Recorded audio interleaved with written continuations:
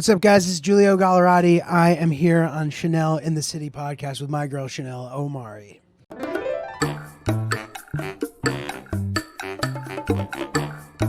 Hey, everyone. Welcome back to another episode of Chanel in the City. I'm your host, Chanel Omari, and we have a very special guest here today. I know I always say we have special guests, but he really is. We go way back from the college days. We have a lot to get into, and you know him very well. He is the host of the Oops podcast, which is one of my favorite podcasts out there right now. He just finished covering Iraq for a special we're going to get into. He's an amazing stand-up comedian. You can watch him and check him out all over New York City and all over the world. Please welcome my dear friend, Giulio Gallarotti. Thank you. Good to be here. How are you? I'm good. How you doing? I'm good. Thank you for being here. Yeah, We're my here pleasure. at Too Much Content Studio. Shout out to them. Shout out to Ani Moosh and Irish, our producers here in the studio, always making it work. It's a great setup here. It's a great setup. Thank you very much.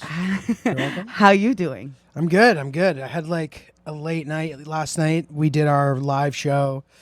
The second one we've ever done. It was really great. But Yes. inevitably ends up being kind of a late night. But fortunately, we do the show early enough that it's not that. It is like it feels later than it is. Right. So like the show's over by like 9:30, and then we kind of all hang with the crowd and stuff after. And then I've been the last person to leave both times Surprising. for a variety of reasons, but like also because I'm just enjoying the hang. So then like I'm out of there by like 12, but it feels like 4 a.m.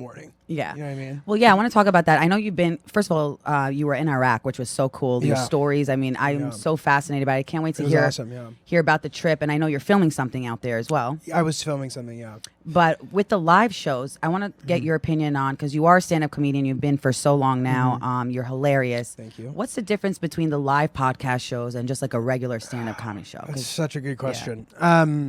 Very good question. Thank you. Thank you. It's just completely different. And to be honest, I feel like, and I'm still learning about it, but I feel like it's by being used to stand up, those instincts apply well to doing a live podcast where like you don't want too much time to go by without like some kind of engaging moment happening. Even though they are your pod audience, they are interested to hear what you have to say. Like you don't want to just fucking sit there and blabber on and bore them. You know what I mean? You want to have a little bit of structure. But I don't feel it works the other way around. Like if you're good at doing live podcasts, it definitely isn't going to translate into stand-up necessarily, because Right. the stand-up, you just need to keep hitting them with laughs. You know what I mean? You need to be funny the whole time, and sure there are ebbs and flows, but like you really need to like keep them engaged, keep them laughing. And I think it's good training to like learn stand-up here, because you can get stage time in front of crowds that don't know who you are, and you have to earn their attention and respect. And it just makes you funnier and better. And then, by the time you have people coming to see you, hopefully you'll be really strong because they actually care about you. Right, because like with live podcasts, right, you have free reign. You can just be kind of yourself, silly, but there's no hitting punchline. That's the problem. Right. But so I've been having sort of trouble wrapping my head around that, because I'll start to get anxious if like we're not getting laughs for long periods of time. I'm like kind of like, okay, like is this normal? Like are they still listening? Like I'm just not used to it. You know what I mean? I'm not used to that vibe. And so far, I mean, the shows have both been great, and I think the second one was probably a little bit stronger as far as like structure and everything. And we went to the Girls Gotta Eat show like 2 days before, and we were just like, wow, we have a lot to fucking Do. We have a lot to learn, and Yeah. a lot. We're not anywhere close to being able to do something this polished, but I learned a lot watching it, and it was inspiring to watch them just like kill in front of 3,000 people. Yeah, they always have the best shows, and what I love about them is that they don't care what other people do. Like they don't is follow a true. formula. You know what I'm That saying? is Like true, yeah. they do like dance acts, Yeah. comedy. So that's what I was saying. That's what's interesting is like, and you and Francis. So you do the podcast with Francis Ellis, who's Yes. another funny comedian. He's the man. That's what's so ironic is that like you guys are comedians, so you're used to making people laugh. Yeah. So does that ever get awkward at some points where? I mean, do you guys do jokes at least? Or do Not you have really. a Like, segment? we don't do stand up. Wow. So we just do something a little different. So we'll kind of do some crowd work. We'll do some like traditional pod style stuff. We'll have guests from who everyone's heard about from the show on. We'll do some audience stuff. So we just try to like add a bunch of like different elements. And people come, they want to like interact. They listen to you talk, and they wish that I'm speaking for everybody, but I'm sure that some people wish that they could kind of have their moment to like say something to respond, or like, and this is sort of that moment. Yeah. Whether it be during the live show or after the show, if they want to like tell us about stuff, or I'll get to meet people who sent us incredible emails. Like this one guy banged his Uber driver. No way. And it wasn't like in an LA situation, you know, because like in LA, like everybody's like not really an Uber driver. Like people here are like career Uber drivers. Yes. So, like, and this is a guy who banged his female Uber driver. Wow. And she started like talking about all this sexual shit while they're driving. And this woman's like older and like not, you know, she's just like an older chick. You know what I mean? Like this guy was doing it for the story. You know what I mean? Yeah. Not like being there's anything. I don't know how to describe this without it sounding like insulting. No, I get what you're She saying. just looked like someone's mom in a way that like you wouldn't be like, oh, I want to bang that person's mom. Right. It's not like a hot MILF Uber driver. Like I'm thinking about like some Latina, spicy, gorgeous, not even Eva Mendes kind of, right. you know? No, it's not But even not even that. Not even that. This woman It's was more like my abuela from like 10,000 years ago. I don't even think that there was any ethnic element here. I don't know how you made her Spanish. Now I'm making it a race thing. I don't know why I made it Spanish either, but you're right. There's no way you could put it nicely, but she was just an old broad that. This woman looked like she's from Vermont and she makes pancakes, and you walked in on her making pancakes. Okay, that's nicely put. So this guy like told a story about how she was talking about edging and shit in the Uber, and he was like, what? Like, this is so random. And she had sex toys in the Uber, and like he like hit her up later in the night and like went over and he like filmed it and was showing me the videos. Like it was the craziest. That is and did she know it was filmed? Holy I think fuck. she knew. Yeah, she people definitely don't knew. know these days if you're getting filmed. That's the scariest part. No, she knew. She knew. Okay. And he like, I was like, dude, you're awesome. This is fucking awesome. People Thank are you. out here on Bumble and Tinder, but you could just go in an Uber. You could do something so much more interesting. Yeah. This Well, guy I has mean, there's a proved that. whole fetish thing about banging your Uber drivers. I Is don't know. that a thing? I mean, I've had it, and I put it part of my stand up. Like, sometimes I like, you know, you get a really attractive Uber driver. They're really cool. You're talking. You kind of had a heartbreak, a broken heart. You're like, oh, you know what? I'm 3 drinks in. I think he looks a little He's looking like good. he's looking good, you know. And you know, it's convenient, Yeah. but yeah. it's not always convenient. They're not hookers, okay? But also, like, they're working. Like, I wonder. Right, you they're know, working. But I don't know. I guess like it would be worth it for them maybe to take a break to like score with some hot passenger Yeah. or whatever. Yeah, Have you done that before? No, I've tried. No, I mean, Uber drivers, people have hit on me, and I've been like, you know what? Maybe I should give him a chance. You know, you never know. So I'll give him my number, and then nothing goes from there. Because then I get scared, and I'm like, Yeah, it sort of would have had to happen in the moment. what am I doing? Am I taking advantage too? You know, then there's like I don't know. I feel like there's always like a power dynamic. It's like, or they feel uncomfortable. I don't know. It's just a weird thing. It's just weird fucking someone or hooking up with someone when you're working with them, whether they're driving you, your podcast. I don't know, I right? see what you're saying. It's like a Somebody weird. who were, I mean, you know, I guess. I feel Have like- you ever been approached by an Uber driver? I don't think so. No? I don't think Hot so. female Uber drivers? I mean, to be honest, there just aren't that many female There Uber drivers aren't, yeah. here. There There are aren't. more, and again, in other cities, Mhm. you're way more likely. I've noticed to encounter. I think the laws are different. Like, I think you Yeah. need like some kind of certification to do it here. Oh, wow. I didn't realize I that. might be making that up, but I think you need some kind of like medallion sort of equivalent kind of thing here. But you're right that like there aren't that many female. Like in LA, Uber I drivers. might be wrong about this, but it feels like you can just decide that day to be an Uber driver. Oh, wow. And take your car as long as it meets the bare minimum Isn't standards. that the whole appeal of driving Uber? I think so, yeah. Don't they like advertise exactly that? Yeah. I believe so, yeah. And but I do think that the laws are different in New York. Yeah, Which is the why laws you are get- different. Look You it get up. people who are much more professional, which is honestly really nice. Yeah. Because I don't, dude, no offense, and I know this is like a sort of, people have beat this thought to death, but like, I don't need to hear about your side job, dude. Right. I'm yeah, not yeah. I'm not judging you for being an Uber driver. Like, I don't care that you actually do something else. Yeah, the best is when they ask you what you do, and I'm like stand-up comedy. They're like, "Oh shit, man, I've done it too, and I try to do it. Oh, Yo, put me God. up." And I'm like, "Bro, I'm still trying put you up. I'm still Terrible. trying to get up." You know what I'm saying? It's terrible, yeah. But I was in Nashville, and we had an Uber driver, and I didn't share that I was a comic. I'm impressed that you would even do that. Yeah. I don't want to get in that conversation. I just wanted to show you in case you're wondering. I just wanted to let someone know I'm doing something in my Yeah, life. I don't want to get in that conversation. But anyway, we had an Uber driver in Nashville who was a comedian. Oh, He okay. started telling us he was a comedian, and then he's like, "Can I play some of my stuff for you?" And I'm like, and I wasn't like leading the charge here. Like the other people in the Uber were like, yeah.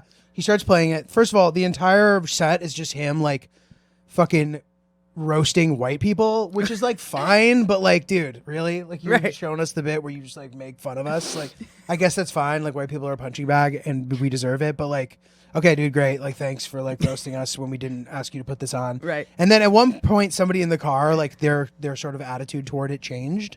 Like I was being overly cynical maybe. So I was like, I'm just going to hang back and not say anything. Right. And she's like, okay, maybe let's like lower the volume like 30% at least, if not more. Thanks on the comedy. And the guy was like, oh, sorry. Like, That's amazing. That's like, amazing. This sucks, dude. Yeah, you do not want to tell Uber driver anything, I think, just because it's like you get into these conversations and that's where it becomes like maybe intimate, and then they ask you for your number and you don't want to give them your number.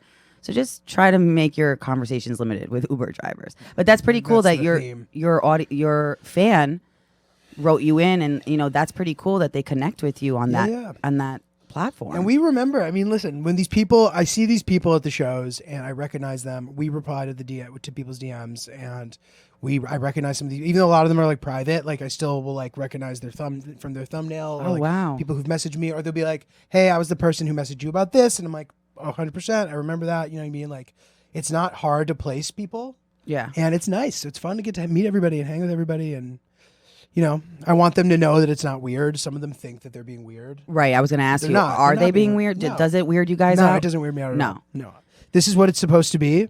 Yeah. And I'm happy to lean into that. Like, that's what the appeal of podcasting is. Yeah. You know, you kind of like have this big community, and people come to our shows and they meet people, like people make friends. Yeah. People bring their moms. Like, it's great. It's not a particularly edgy environment, to be honest. I know the Uber driver story was a little like raunchy, but like that's not what we do in general. We're just kind of like, I don't know. I think we're like chill. And we like our listeners and we appreciate them. You know? Yeah. Let's get into also like what made you guys start this podcast. So why did you team up with Francis? Why Oops the Pod? Like, what's the name behind it? So for those listening into Chanel in the City can check it out. So it was kind of luck, like dumb luck for me. Francis had a thing, sort of like a notorious thing that happened to him with his previous kind of like gig, where they sort of parted ways, and he wanted to kind of start a podcast about that. He's like, you know, I kind of fucked up. I'd love to like do a podcast about that as like a loose theme or whatever. So I bumped into him a couple times that week, and I didn't know him super well, but like we liked each other. We got along, you know. We could kind of tell that we could like get along in a way that was maybe like, I don't know how to describe it. Like, you know, when you like meet somebody and you kind of click, you're like, oh, okay, you're like, I could get along with you. I could work this out. We're a few steps ahead of my like random relationships with other comics. Yes. Which might also be very good. Yeah. But you know what I mean? So anyway, so I kept bumping into him that week, and then one day he called me and he's like, dude, I have a crazy idea. I feel like we could do a pod really well together. Would you want to give it a shot? So I was like, sure. And we tried one. We both agreed that it was great. We kind of started with the sort of mistake thing, and then kind of gradually over time, we kind of like don't really do that angle anymore. We bring it up a little bit in the live shows, and when people send us emails, typically it'll be some kind of like oops nature, like, oh, I fucked something up. Can I have some advice? Whatever. But like that's where we started, and that's where we are now. And you know, I got lucky because Francis has like a pretty big following going into this, and I kind of didn't as much. So we kind of hit the ground running because of that, which is a really nice thing. Yeah. You know what I mean? I'm not sort of naive in that way. Like, I know that it would have taken us longer to get listeners if it weren't for him. Right. So I'm grateful for him for that, to him for that. And it's been a wonderful tool to kind of like grow and get listeners and followers. And yeah, it's tough. I mean, you guys do a great job. I love listening to your podcast. I think it's hilarious. I think you're hilarious. I think he's hilarious. I think the dynamic works. You know, you have him who's like really, I feel like sometimes straight edge. You're like the chill, funny, you know, like whatever, man, like, you know. Right. But do you guys prep? You know, because it's always interesting with podcasts. Everyone asks me, you know, it looks so easy. And I always say it's not that easy, just like stand-up comedy. That's our job, is to make it look easy, right? Yeah. I mean, what do you feel like the challenges are, and how do you cope with them? We don't prep a ton, but we do loosely prep, and then we sort of like share things with each other that we haven't ran by each other yet. Right. So I'll have like my list in my phone of shit I want to maybe talk about, and I just kind of will glance down at it every once in a while.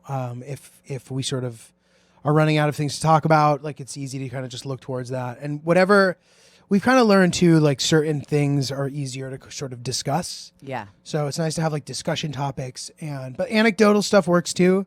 It just depends what it is and if it's like compelling enough to tell. And we sort of have like an unspoken understanding of a lot of that stuff.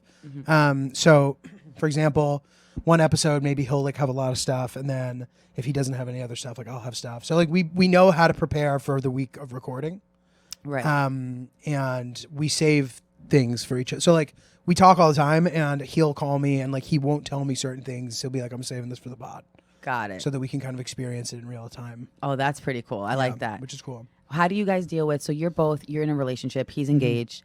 How do you deal with these female fans? You know, do they hit you up? Is it awkward? Like what, to give advice like to other people who are dealing No, with they're it? super respectful. Oh, that's cool. We sort of like don't put it out there that like we would entertain any sort of like, so like it's funny, even when I'll be DMing with girls sometimes, they will like make sure to mention Hillary, my girlfriend, Right. to show that like they're not trying to, you know what I mean, Yeah. overstep. And it's not even like that, you know what I mean? So I very rarely have a person who's a pod listener DMing me on some shit like that. That's good. Other random people sometimes, but like not even that often, to be honest. Oh, wow. So- You would think it's often just because you're out there, you're in the public eye, you know. Yeah. I mean, Right? I don't hide my girlfriend. No, you're not. So- She's very beautiful. I would not thank hide her you. if you ever. That's very Either. Hillary is pretty gorgeous. 10 out of 10 in New York City. That's very hard to find. There's not a lot of 10s. She is fantastic. Yeah. But no, like some comics don't post about their relationship. Right. Why? And I think there's probably a mixture of reasons. Like maybe they don't want them to like get them involved. They don't want to subject them to like judgment or criticism or whatever.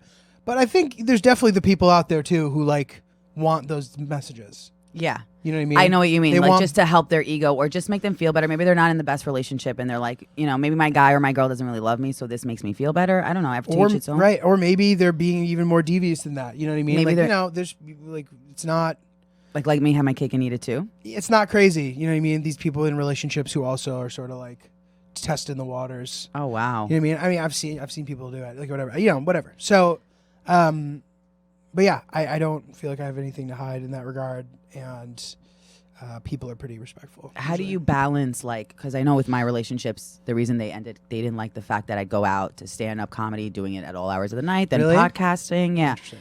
Do you ever have that with Hillary? Have you No. been able to balance that you're working a lot, but then you have time for the relationship? Like, how do you do that? Yeah, we set the precedent pretty early on. I think she's very supportive of my career and the fact that I have sort of a unique lifestyle. Yeah. And she understands the sort of dynamics of what is required in order to kind of make progress and be successful. Right. So she understands. So like if I have to be out at weird times or if I have to miss things, or she's pretty cool. That's about cool. it. That's very cool. But I also prioritize our non-comedy life as well as much as I can. Right. And- And I think that's important. I think everyone has, including comics listening, I don't know how to balance. To be honest, I feel like I have to go all the time, and I shouldn't have even time for a social life. No, I understand. You know what I'm saying? I feel guilty. How long have you been in the mix for? On and off, like I've done it for like, I would say 8 years now. Okay. Between open mics in the beginning, a lot of open mics and just regular shows, but really hardcore the last 3 years, like every night. Yeah, I would say that like Bar shows, whatever I have to do. that like commitment to like doing it all the time is a hard. Those years can be hard. Like I found them to be pretty challenging too. Like you don't give yourself agency to do anything else. You're like, oh well, I'm not anywhere near where I want to be. What makes me think I can? Right. And you kind of just have to fight through that. You know what I mean? Like because it's wrong, but it's not completely wrong. Ooh. You know what I mean? Like the hustle is a thing, and like you do have to make sacrifices in order to make it work. Like this is different than other jobs. Like in other careers, like you start your job and you're at least making some money. You know what I Yeah. mean? You might not be like rich or whatever, but like especially in New York, like you get a job, like you're probably doing fine. Like in this, like you don't even start getting paid. Sometimes ever. Sometimes people never they do it for years and never get paid, and then Yep. they sort of like can't take it anymore. You Yeah. know what I mean? So like it takes years to try to figure that out. And a lot of it is like luck. Like you need to be lucky, and like you need to create that luck for yourself by like giving yourself opportunities to be lucky. And if you're not out and about, like you're not going to have those opportunities. Right. So the instinct of being like, I can't be missing things is a correct one. You know what I Okay, mean? so that's good to know. And there are even times where I feel like I prioritize the wrong things early in my career. And I sort of wonder, I'm like, if I had been a little more dedicated, like, right, I think everybody has those thoughts. They do. But, now I have a little bit more flexibility, thankfully, Right. for the time being. And I'm not unaware that that's fragile. So you never know. Try to save as much money as I can always. And, set times for occasions where it's like, okay, we have plans. She's like pretty good at like, so-and-so's coming to town, or like this weekend, can we do this? And like, she actually helps with that. So then I like will plan around that stuff. So it's like, okay, I have this fun thing here, here, and here, and here. And then I'll just make my comedy schedule around that. Oh, that's cool. Then. See, I feel like you're at the point where you can, like, because again, in comedy, there's these dues, right? Like, I want to get your opinion of like paying your dues, and like you said. But then there's times where I have friends from reality TV shows who are doing comedy and they're selling out tours. They've never done an open mic. Right, they're not that's hustling every night, going all hours of the night. I don't think I believe in that. I do it for myself because that helps me be better. But I think. Do you think you have to do that? Do you have to go through the grind in order to be a well-known comedian? Because there's some comedians I know that have HBO specials that never had to do that. Yeah. So and what is it with other comedians telling you have to do that? Is that a bullying mentality? Is that just they've had to? And how do you? They're just mad that like they're mad. They're mad that they're funnier than you and that they have done everything right. Right. And that you can sell out and they can't. But that's the thing. There's no formula. This idea that like somebody doesn't deserve to do something based on some like made up set of rules. Now, granted, like, it's nice to like show up and have chops. It's a little humiliating to like show up to the stand and like everybody knows you sell out and you go up and you can't hold your own. Of course, you want to strive to be able to. And I think that the people who you're talking about, like a lot of them try to like make that effort and like, maybe they don't even have to. Like, but there is definitely like value and rewards in being good. Okay, that's good to know. Right, that's the point of it. So it's good to be good. And granted, you're lucky if you have this crowd who comes to see you and they're going to like you. And, as long as you put together some kind of entertaining show, great. You know what I mean? But being able to be funny too, like how great would that be?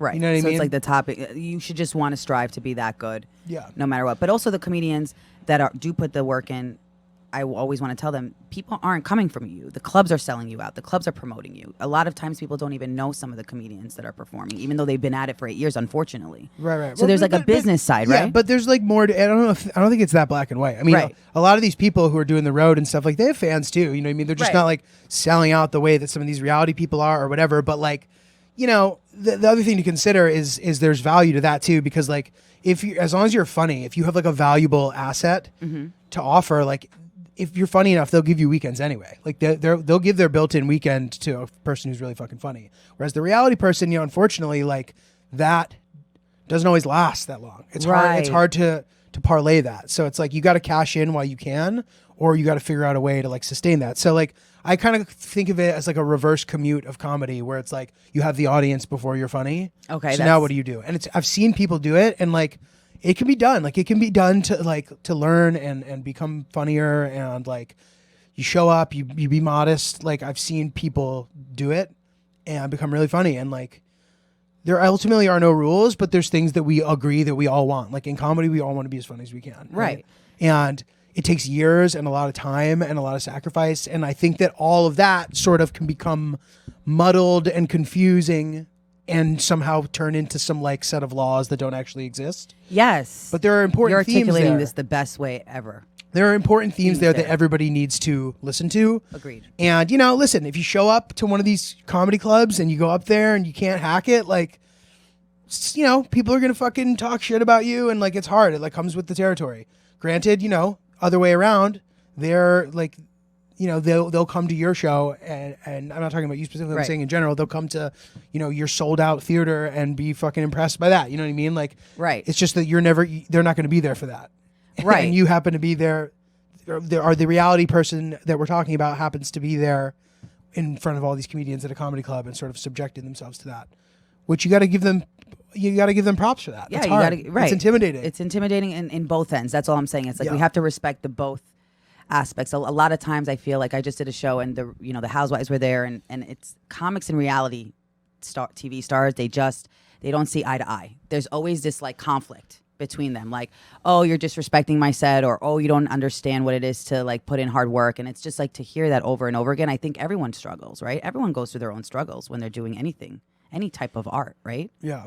I mean, you can even someone who comes from a wealthy family who's doing stand-up comedy, you don't know their struggles. You don't know if they're, sleeping on someone's couch and their parents don't love them. I don't know. There's just so many different things people are sacrificing. It's easy to sort of like shit on the rich kid who does comedy. It is. Or the reality star or former one. It is. It's easier to shit on them instead of. But I'm happy you're saying there's no set of rules, but there is theme. There are themes. So I will also say this. Yeah. Like I 100% agree with you.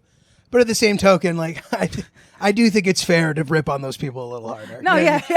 Like, I'm sorry. Of course. You're gonna have to take shots at someone. Yeah. Let's not fraternize over struggle because yours isn't as hard as mine. I'm sorry. Right. You know what I mean? But like, this is also the moral of the story is like, who's to say who's gonna. Fine. Fair, right. Fair. And you're right. It's like, yeah, maybe they have problems that you could never imagine because. Like you don't understand what it's like to. So what? Their family's paying for them. They don't love them, like you said. Yeah, and like that's there's hard. different, Yeah, but course. what is your advice in terms of like comics who don't want to give up, but they feel like people, like you said, are talking shit, are like, you just have to have thick skin. This is why people say you have to have thick. Now I really get it. You have to have thick skin and not give a shit. It helps, and people are to do what you want. It really taps in at people's insecurities, doing this, and you kind of got to manage it and figure it out. As far as the housewife stuff goes, I mean, listen. It's okay to like go do a live show and not be a comedian. You don't have to. No one said you have to be a comedian. No one called this comedy. It's just a fun show, right? And it's funny too. Like, you know what I mean? It gets hard when people are like, oh, I want to be a comedian. Also, so then you show up and you start trying to do it, and everybody's like, listen, okay, great, prove yourself. Like, right? Why are you're here taking spots away from people because you have a following, and the club knows that. So you're here. Taking spots away from people who are funnier than you. Right. You better show that you appreciate it because it's not easy to be here. You know what that I mean? Makes sense. That I understand. So and respect. I understand the tension. Yeah. I don't care. Like, I don't feel strongly about this. I'll never be at a comedy club and see somebody on stage that I don't think is funny and be annoyed about it. I'd be like, wow. I wasn't saying that to try to get like. Right, but that doesn't affect you. I don't care. No, I truly don't care. That's amazing. I've been doing this a long time. It's my expectations have really like changed, and like why I started is not why I still do it. And I feel like I've just been around a long time. I've taken a lot of blows, a lot of punches. Really? And I feel fairly resilient, knock on wood. Well, let's get into that. I want to get into all that. Let's get into like why you started, right? How you started and what changed till now.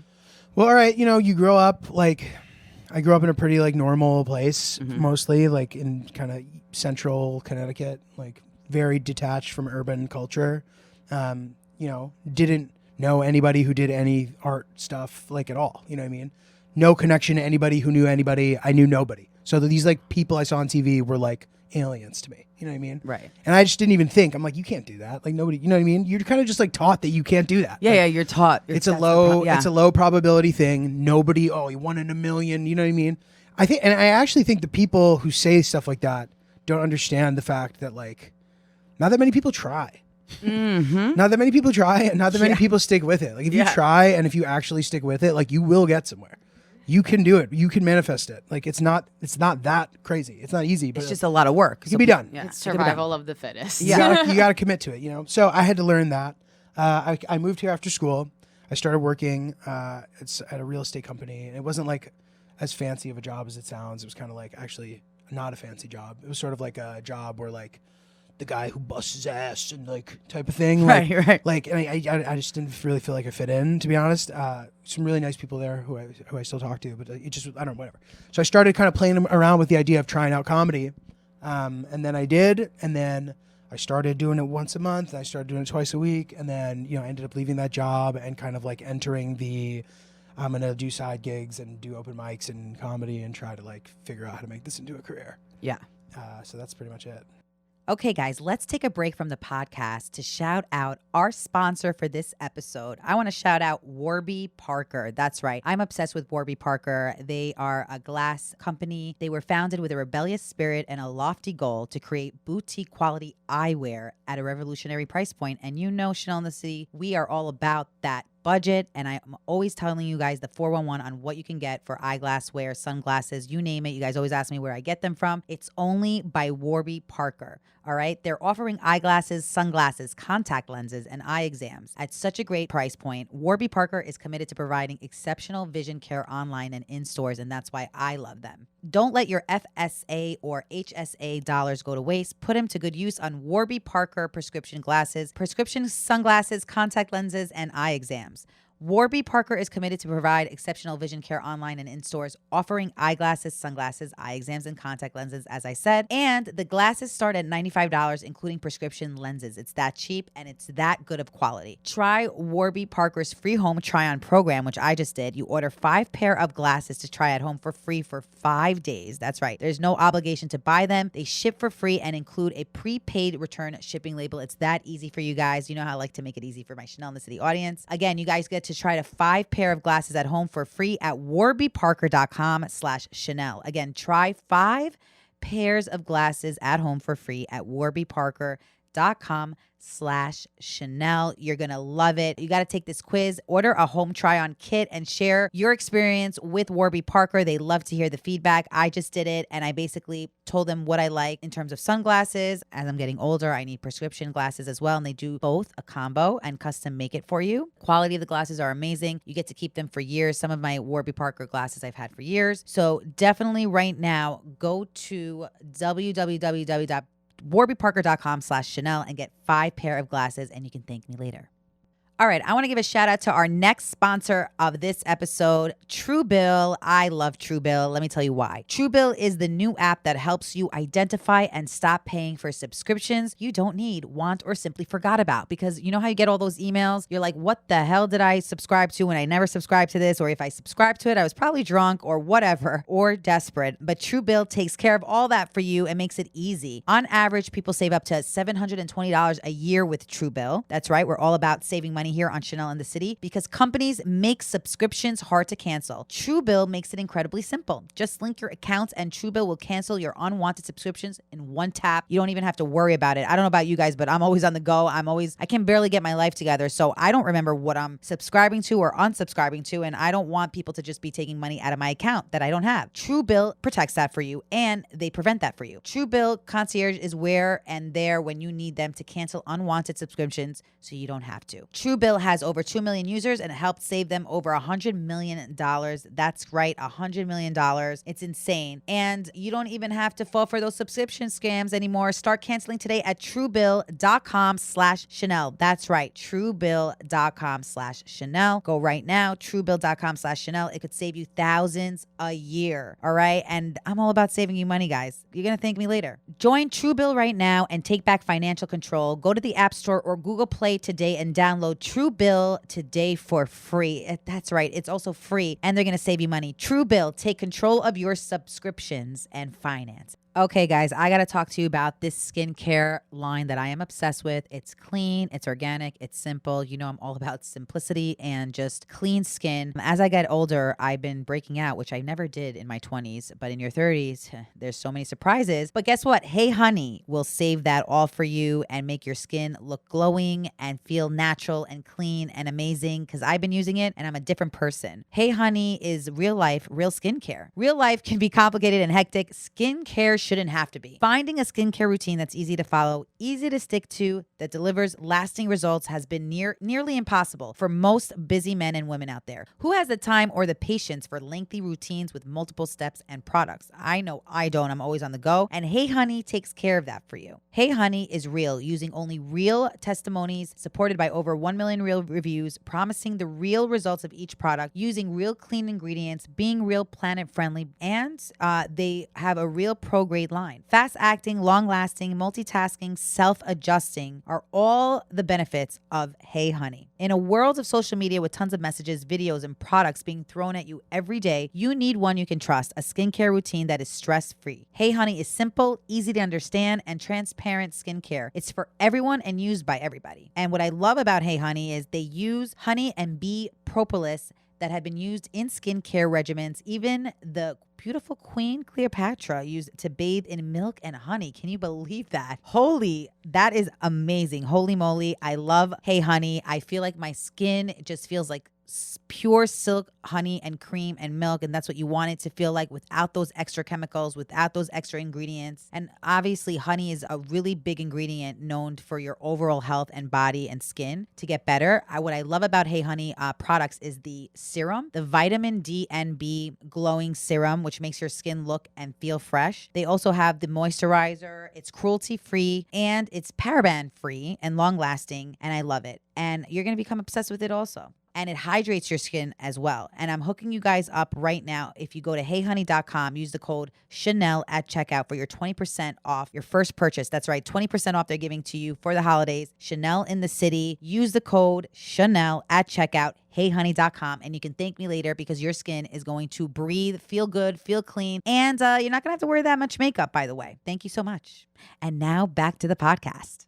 Hey guys, your girl Chanel Omari here from the Chanel in the City podcast. Thank you guys for joining in to this new episode. Can't wait to get into it. It's a great hot episode as always. Make sure you subscribe, like, and comment on this episode and each episode of Chanel in the City. Leave a positive review for your girl or leave some constructive criticism. We welcome that too so we can get better because we're all about getting better in the city. And then you were playing the clubs like Kind of, yeah. It was like I started off kind of doing sort of the like bringer shows and stuff, which for anybody who's unfamiliar with that, you basically like have to bring people who pay, and if you do that, you can perform. Correct. So it's an audience filled with that. So they tend to kind of be overbooked. There's like a lot of people on it. They're not that funny usually, and it's like a long show. Yeah. But I just didn't know any better, so like that's what I was doing.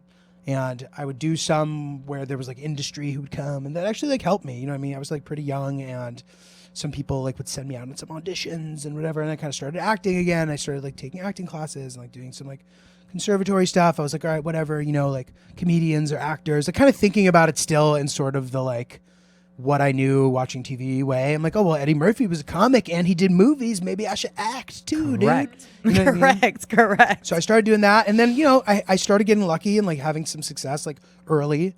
I was like on a hidden camera show, which like was great. I did like 20 episodes of that. So like now I'm making money, you know what I mean? And that was probably like 3 years in. Was that What Would You Do? No, it was called, one of the guys from that show did What Yeah. Would You Do though? They never ended up I casting produced me. on that show. Really? But I thought that was the show that you... Our show was called Totally Clueless. It was on Yeah. MTV. I've heard, yeah. 20 episodes. That was cool. And then I also had booked some like big Sony commercial that was non-union, but like I was the like main guy, and like Right. I had a video in Times Square. I had billboards all over the place. Yeah. It was Yeah, like- but and that's why you're so recognizable, I feel. I don't no? think so. I don't know if I think anybody it all recognizes me from accumulates, commercials. though. I don't, maybe, but to be honest, during that time of my life, I did not feel recognizable. Oh, okay. And I maybe got recognized one time from Totally Clueless, and then I'm like the podcast, I get recognized literally 1,000 times more. Okay. It's the most recognizable thing that I've ever done. Wow. Also all the TV bullshit, and not that I've done anything significant on TV, but like no one's gonna recognize you from the one episode you did of a big TV show. Right. If you're the star, they recognize you maybe if there's 3 seasons or Right. more. Otherwise, you know, people don't know who the fuck you are. Whatever. I'm not saying like podcasts is better. Just for me personally, it's been my best vehicle. So. Yeah. So anyway, so I had a couple of those lucky breaks, and that was great. And then, sort of like for 3 or 4 or 5 years, I kind of like made maybe like a quarter of as much money as I had made that year for like 5 consecutive years from like Right. from you know comedy and acting stuff. Like very like. I sort of felt like I'd hit a wall a little bit. It was hard. And I don't think that that's uncommon. I think that it's easy to kind of like have milestones earlier in your career. And if you get lucky, you get a lucky gig, you get a lucky gig. You like don't have the career foundation yet to like really parlay that into success necessarily. Yeah. So like these one-off lucky things. And then, so, you know, kind of struggling a little bit, teaching tennis, like doing temp jobs.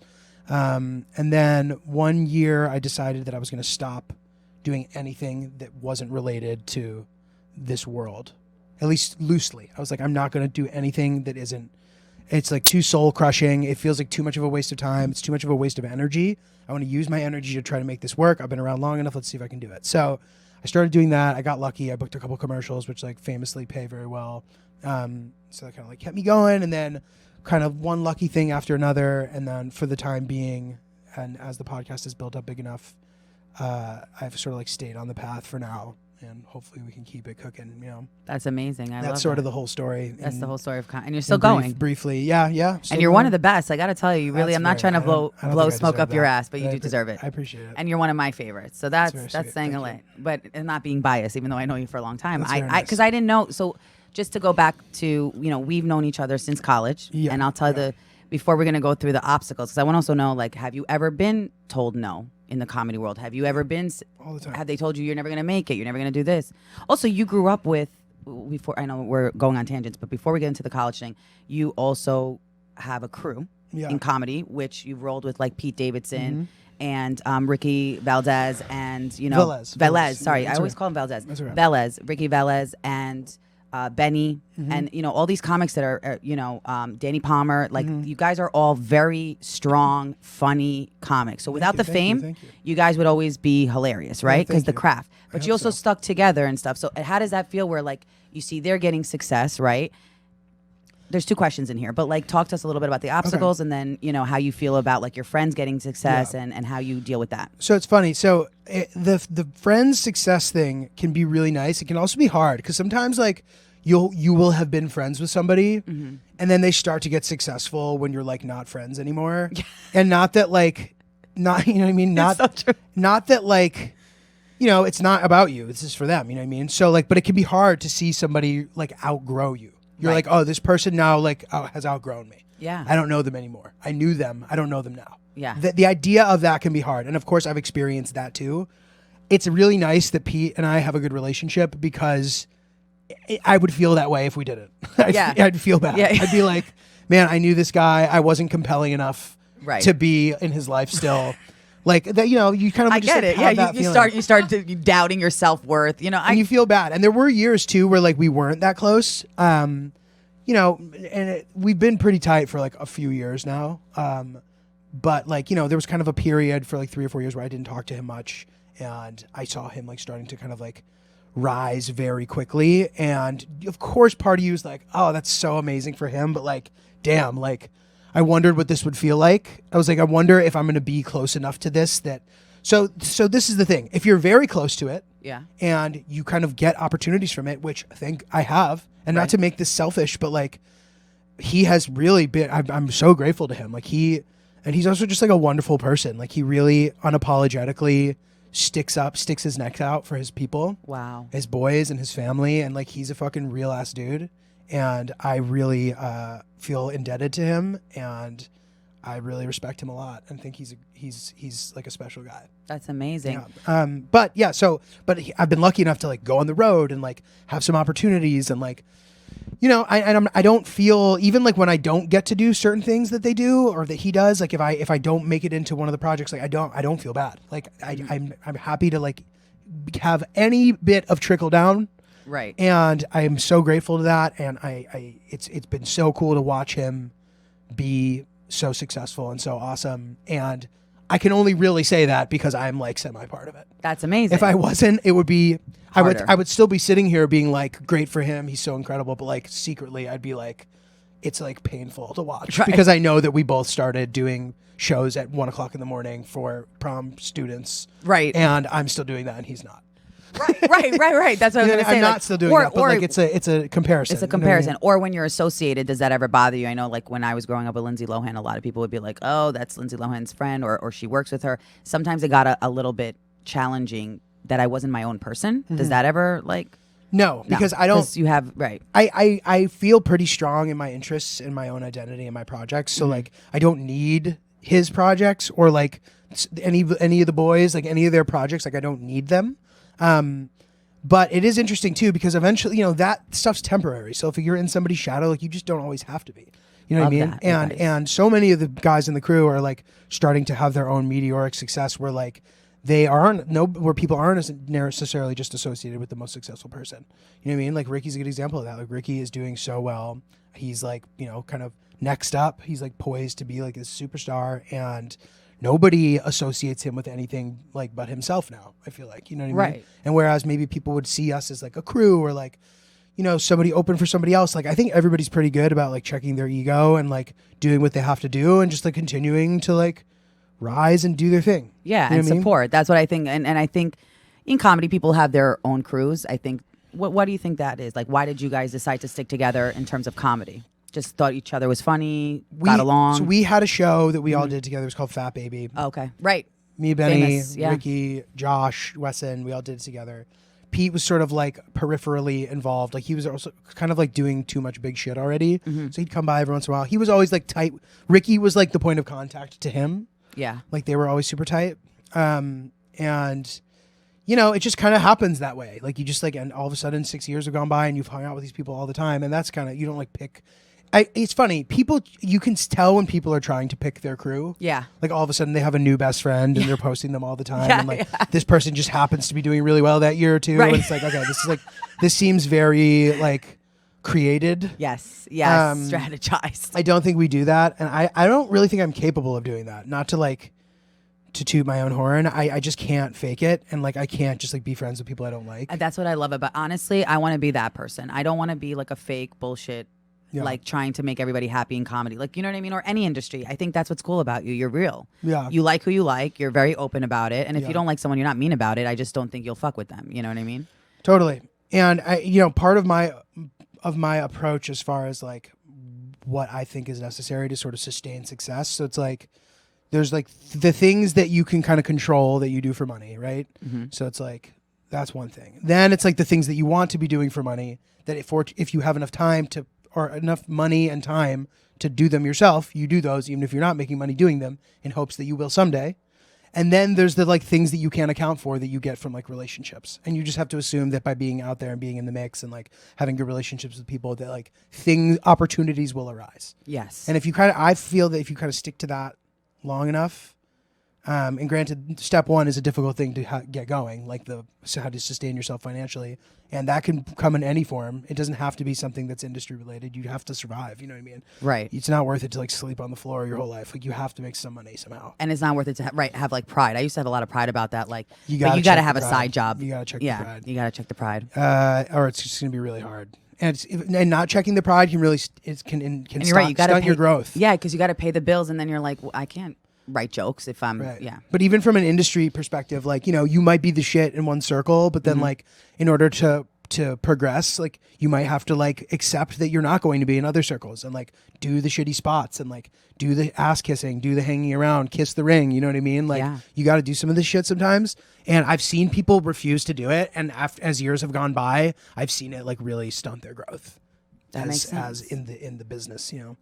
Yeah. So well, let's talk also about like an obstacle. Maybe you can share that when you were in comedy, where you felt like, okay, I don't know if this is gonna go the way I want it to. People are saying no. Like, what was something that you felt like, holy shit, I don't know what I'm doing? I mean, everything industry related when it comes to like showcases or like being selected for Montreal or late night sets or any of that, or SNL or like any of that shit. Like I've tried for all that stuff many, many, many times and never gotten any of it. So like you get used to getting rejected, and like it hurts. It always hurts, and you just have to remember that it isn't personal. It's not worth it to hold grudges against people, and like you might be good enough, you might not be, you might not fit in, you might fit in and they just don't notice. Like, unfortunately, if you're putting yourself in that position, as you should and you need to, you're unfortunately subjected to like the selection process, and there just aren't enough spots for everybody all the time. So you just have to try not to let it hurt you, and it's worth it to try again, I think. And I say this as I've never gotten to do any of that stuff for a variety of reasons. Maybe it's me. Maybe I just don't know, and it doesn't matter. Yeah, it doesn't matter because there's more to it than just that, and that's why it's important to like try to create for yourself as well. Because if you end up never getting that, you know, if you create for yourself for long enough, you maybe can open your own doors that way. And there's different ways to do it, you know. Yeah. So you got to kind of try them all and see what works for you. I love that, especially like what you're doing right now. You went to Iraq. You just recently came back. Talk to us a little bit about like what you're filming there and what you're creating there. How was it? Yeah, Iraq, like that's fucking crazy. I know. I just like really love traveling a lot. I'm sort of like, I wouldn't call myself an extreme traveler, but like I'm like a couple steps below that. Like I do have sort of like high ambitions to try to like visit everywhere and like, you know what I mean? So yeah, I'm trying to kind of chip away at that. You're and, a traveling influencer now. Yeah, right. Julie, you're gonna have to like put like your photos of your food food I and know, photos I of you in a know. bikini I at know, the I know. I wish there was some free way, like- hotel. Hey guys, I'm in Iraq. We I are know. having so much fun. I know. In a way, it's not. It's cool. Like the format is Yeah. sort of like its own thing, which is cool. But it also sort of like I feel like people maybe don't know what to do with it yet. But whatever. So I'm like, how can I create a way for myself to be able to travel to these places, and also like I'm compelled by the content that ends up coming out of it. Like the angles sort of like can sort of appear. It's nice to be able to plan it in advance, but sometimes you can't always. Right. But with Iraq, like it was kind of plannable. And also when it's for work, people in your life can't give you a hard time about it. Like I don't fully mean that, but to a degree I do. Like if I'm like, I'm just going to go to Iraq and see you later for vacation, like I would get much more pushback than if I'm like, this is for a project. Yeah. So I'm lucky in that regard, I guess. But so I did this video in Rwanda where like I met these comedians online and I like read some article about them. I started talking to them and kind of realized that they were like super familiar and chill and like more normal than I expected them to be, which is like ignorant of me, but like I just didn't know what to expect. Yeah. And I went there and had like a very familiar experience and it was like really fun and ended up kind of like doing all the same shit I do here with my comic friends. Yeah. So I made a video about that and the video did like pretty well. So I was like, oh, fun. Like I'm going to just try to make more travel videos. So I went to South America and I made some more videos that were a little less like, there was a little less of an angle, but it was kind of like, okay, I'm just going to be a host and like go around and clip all the funny shit and put it all together and make it into like kind of a video. So there was that. And then with the Iraq stuff, there's an angle again. It's kind of like, okay, I'm going to show you the Iraq that you've never heard about because if you Google, is Iraq chill? Or, what's the nice part of Iraq? Nothing. You can't sort through the level 7. Do not travel, terrorism, kidnapping. Right. Like it's not even impossible funny, right. to sort through it. Try it. Go Google that, and you'll see very quickly that like you will not find anything. Right. So I'm in this like Facebook group that kind of has a lot of extreme travelers in it, and I was kind of Iraq. This is the first time where they've had visa on arrival, so like the process of going is not that cumbersome, and that's really nice in this day and age, especially with all the COVID stuff and the laws constantly changing. So it's like, okay, great, I can just buy a ticket and go to Iraq. I'm going to do that. Home run. Wow. So I find these guys. I'm reading about it, and a lot of these people are talking about their independent travel experiences, and they're kind of like, logistically, it can be a little tough not having guides. We and I was like, okay, I'm only going to go for a few days. Like I'm going to go for like a week. I need to have guides. Yeah. So, I kind of planned this whole shoot around the idea of like, I'm going to try to do stuff in Iraq that you never expected you can do in Iraq, like play pool and play video games and get a massage and like, it's going to be funny. Right. Yeah. But when I got there, the guides were so compelling and interesting. They're these young people, like a husband and wife who are 23 and 21. And I honestly, I'm speaking for them, but like, I think just husband and wife because it's weird to like live with somebody there until you're married. Right. And they kind of were like, this sucks. Like, we'll just be married so we can like be married, so we can hang out. You know what I mean? Oh Like, my God, that's so cute. and it's not what you think. It's not like their crazy religious parents would. It's just like a culture difference. It's not like something weird. These people are like super normal, quote unquote. Like anybody listening would be able to chill with them and have a good time. And their buddy too, who was like 23, 24, they're just all super young. Yeah. And these people are like bringing all these international travelers who are not just these extreme travelers, like people like me who like, I don't care about doing it on a budget. And like, these extreme travelers are like notoriously like cheap and dirty. And like, Right. I'm not like that. I want to sleep in a hotel. I want to like have a normal time, like whatever. So it started to really become interesting to have them as the angle. And that was something that I couldn't have like accounted for.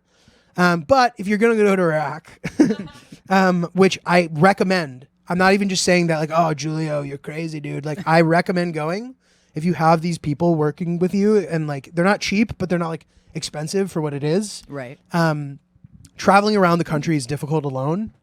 There's a lot of military checkpoints and the people at them are extremely nice. Like the soldiers are all really nice. The people are all really nice. Oh, wow. Yeah. But they just will be confused. If you just drove through the checkpoint, they'd be like, what are you doing here? And they probably don't speak English super well. And then they'd just be like, hey, like pull over. And then they'd kind of like hold you there for a long time while they figured out what the fuck you were doing there. Oh, right. So that does make sense. Because it's unusual to have travelers like that. And if I go through and God forbid something happens to me, nothing's going to fucking happen. But then that person would be responsible. I think it's like that kind of thing. Yeah. But when you have the guides with you, you breeze through them. Even they'll stop you at every single one. Not every single one, up like 75%. They take your passports and then they come back and there might be like a business guy with the soldier. like some administrator, and then they'll start like practicing their English on you and think it's like really funny. And I'm serious. They'll be like, "How are you?" And you'll be like, "Good," and they like think that's hilarious. They're like, they're like, "This is great," and then they're like, "What?" The guy, I remember the first one too. Before I even knew. Yeah, no, because I'm thinking of something where there's a movie where like he acts as a terrorist and he's like, "I'm going to kill you." Isn't that funny? Like they try they do think the English is. No, they will fuck with you too. Like when I first got in the airport, the guy was like looking at my passport and looking at me really seriously, and then he's like, "I'm just fucking with you." I would be shitting in my really fucking funny. Yeah, because so- you hear, like you said, you hear all these like stereotypes, these assumptions. It's ignorance to even believe it because it's not that much. Like they say, it's a war country. It's not like that when it's you're there, not. right? It's like Israel. It's not like that when you're there. Yeah, it's a little different. It's not like walking around fucking Bombs going off. It's not like your average trip, but it's also not. You don't need to be scared the way you think you do. Right. But I didn't have a first-hand person to tell me that. So when I arrive in Basra, I'm going through the process. I still don't know. I'm like, will this be more intimidating than I think? And before I met up with the guides, I sort of like misunderstood some of the things. So like we're driving from the airport, right? We see in like the south of Iraq, it's flat. It's where all the oil fields are. You see like oil burning in the distance and you're like, oh fuck, this is like, I'm here. You know what I mean? Right. And you don't even know that like southern Iraq's just kind of like always been relatively stable for the most part. You just don't know that. Like you're used to like the opening of War Dogs and like seeing these movies that take place in Iraq and like seeing that sort of like desert, like intimidating. And there's all these sort of like black flags that have like sort of religious significance or just like general sort of significance of like mourning. Right. Generally speaking, like ones we've lost, people in general, the sacrifices of the people we worship. It's not an intimidating thing, but it looks like it is. And then when you find out that it's not, you're like, oh, that's not. Or kind of women who are like fully dressed and like wearing all black and it's amazing. Like there was a lot of kind of portrayals of that because there was like a cultural revolution there recently where like people kind of pushed back against the religious authorities and being like, we want to dress how we want. And like now it's like that. It's more complicated than that. But like they would portray this sort of person that in the West is viewed as like something intimidating or a sign of like, ooh, I'm not in a place that I should be in. Yeah. But like you'd see them portrayed as just these like nurturing mothers, these traditional mothers who are loving and like the complete opposite of what like the West portrays that as. Wow. So it's interesting to see all that. Yeah. So anyway, we're taking to the taxi from the airport to the hotel. Our guides were meeting up with us the next day. So we're on our own that first day. And we're with the taxi driver from the airport, like was not that cool. Most of the taxi drivers were in general. This guy was just a little bit more edgy and like seemed stressed out, whatever. So we get stopped at our first checkpoint. He doesn't speak English. They don't speak English. They take our passports. It's a little tense. The administrator guy comes back. He does that like, how are you? Whatever I say, good. He like chuckles a little bit. He goes, what do you have? I'm like, what do I have? I'm like nothing. And he goes, nothing? Welcome in Iraq. Hands me back the passport. What a comic. No, I would have fucking died. Like literally, I would have been like, I can't leave. I can't walk. Yeah. I just shat my pants. That is hilarious. Super stressful. That he's saying, oh, no, that's just funny. So funny. So anyway, we're like, that put us at ease immediately. Right. We get to the hotel. Everybody's super chill. Put us at ease immediately. We're kind of like, should we just wait for the guides tomorrow? We're like, we have to eat dinner. So we go out to get dinner, right? We take a taxi. We go to this restaurant. It's great. Whatever. We don't speak English. We don't speak Arabic, obviously. And it's funny. Google Translate actually can translate pictures. Ooh. So we're holding it up to the menu to see what the menu is. Oh, nice. That's Because it translates the Arabic, which is crazy. That's crazy. That you could do that. Anyway, so we have to hail a taxi to go back to the hotel. So we're hailing a taxi, whatever. We hail a taxi that looks like a taxi, and we notice this other car had already stopped for us, and the taxi points to the other car. And this was like an unmarked car.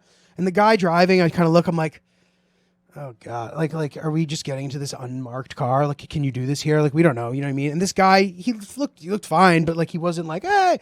So we get in the car, we're like not talking at all for a second. Then he kind of like without a smile on his face, he goes, where are you from? And we're like, New York. And he goes, New York. And says nothing else.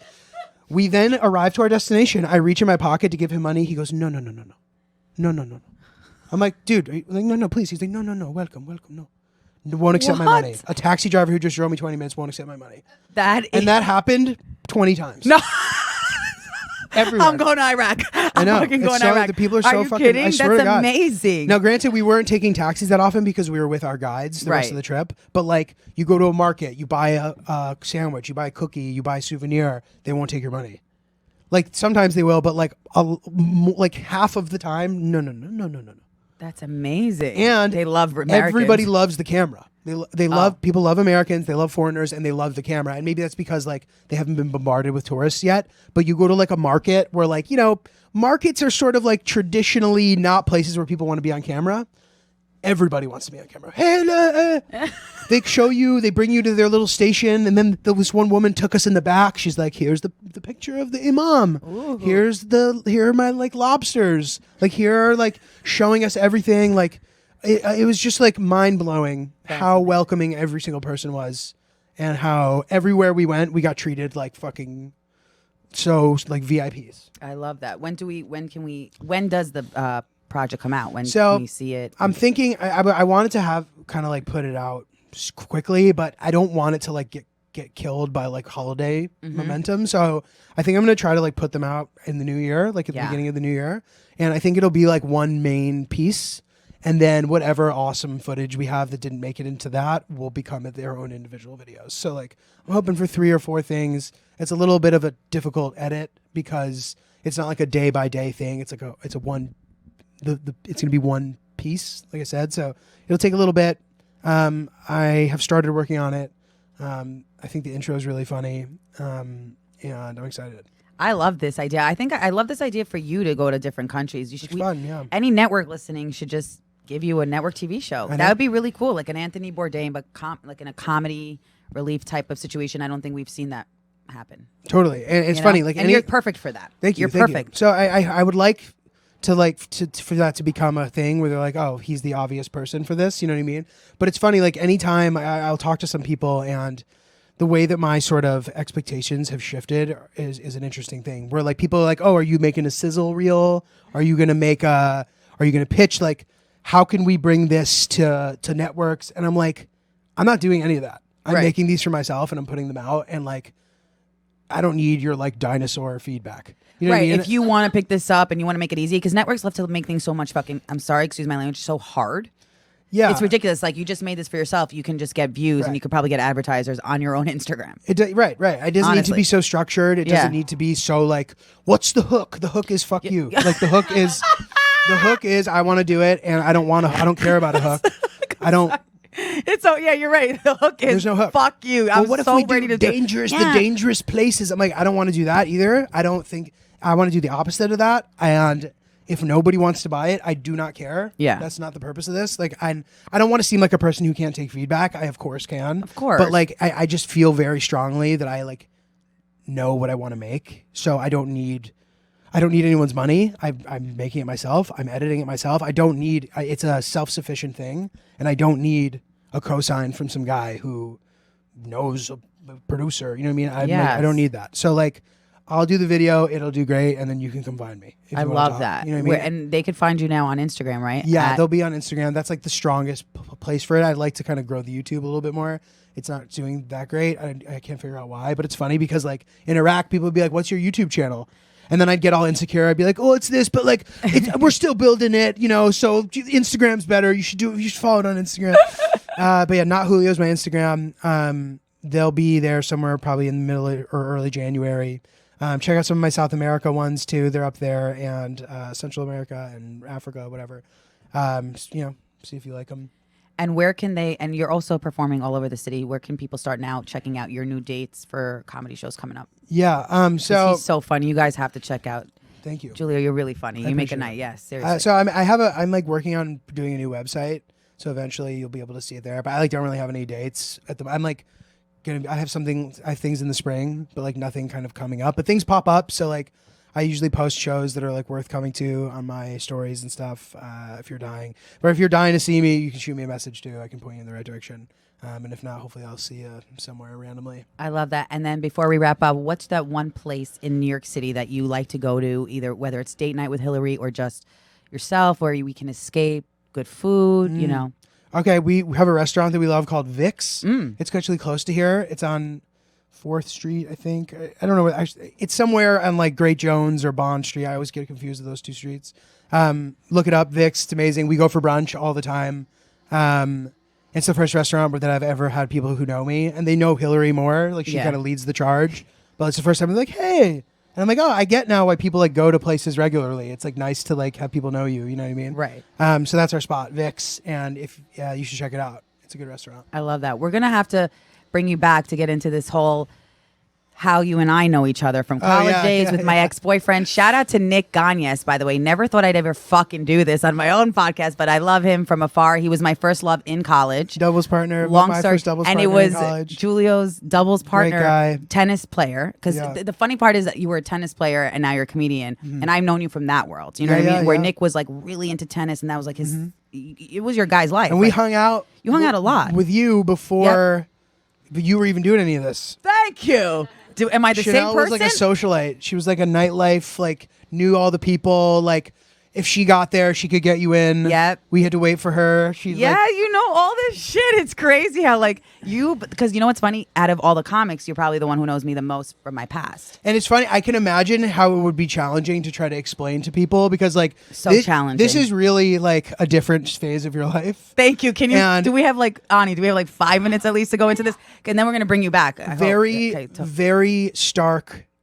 And it's one of the like most bizarre transformations I've ever seen. Can we please have you go into this because so tell them a little bit about like how you knew me in college, what you knew about me. So I didn't know you in college. I knew about you, but I didn't know you because I dated Nick, his tennis partner in college. They went to BU. I went to Northeastern. I was with him for 5 years on and off. Yes, and then he lived here, and we had a couple friends who were kind of like in and around here sometimes, and they would take me out with them sometimes. Right. And like you were there, and we kind of like all hung out, went out, and it was like. Like fancy New York nightlife shit. Like you got to know the guy shit. And like, Chanel knew everybody. She had all these fucking like hot friends. And like, and it was just like, crazy. And they would just let us walk right in do with the whole line. Yeah. You were, like I don't know how familiar this like culture is to people in general. But if you live in New York City, you know the places that are like that. And like, she knew all the people at all the places, so it was like funny to see, like, and that's such a good lifestyle. It's like so fun. It's like, but it's with all these hot people and like you getting things for free. You can go wherever you want. Like it's very unusual to give that up for comedy, which is a much less dynamic and like fancy, fun lifestyle. Right. It's just like more hard gritty and shitty. Yeah, it's hard to explain that. You're right though to like anybody in comedy because they're like, what the fuck is a bougie life? Who cares about that life? It's not as cool as it seems. Comedy's not as cool as it seems, and what you were doing before is exactly as cool as it seems. Is it even now? No, what you were doing. What I was doing then is as cool as it seems. The like nightlife, like being the man, the woman at these places. It's fucking awesome. Thank you. Going and doing that is so fun and cool. That like it's the way that like you see these people going out and like you see the videos of Paris Hilton going in and out of the club. Yeah. That's as cool as it looks. Right. Comedy is not as cool as it looks. See, I think comedy is much less cool than it looks. Right, and I think it is because I love comedy and I love being around it. I'm not trying to shit on your lifestyle choices. Were we both doing comedy? I had started. Like I was doing open mic. I didn't know that you had if you had. I was, and I think that was also another thing that Nick was saying because Nick was very about like finance and having a real job. So were my parents. Like everybody in my life at that time were like, we're going to go into comedy. I'm like, well, I want to be in entertainment. And it's like, well, why don't you be a producer? Why don't you, all these fucking life choices, everyone telling me what to do, which is, But that's just funny so that's how me and you know each other. And you see your ex-boyfriends bring you guys together later on because if it wasn't for him, I probably wouldn't be doing what I'm doing now. Because Chanel in the City kind of developed from that whole, everyone, how to find these parties, restaurants for cheap, these celebrities, even comedians, even the fact that I'm having you on. There's so many people on my show that love you and like, oh my God, he's going to be on your show, So it's cool that it's full circle. It's great. Yeah. Good for you. Thank you. Keep chugging. Good for you too. Keep killing it. We're gonna have Giulio back on the podcast. Thank you so much for being on here. Amazing. So everybody can follow you at Not Julio on Not Julio. Yeah. Julio.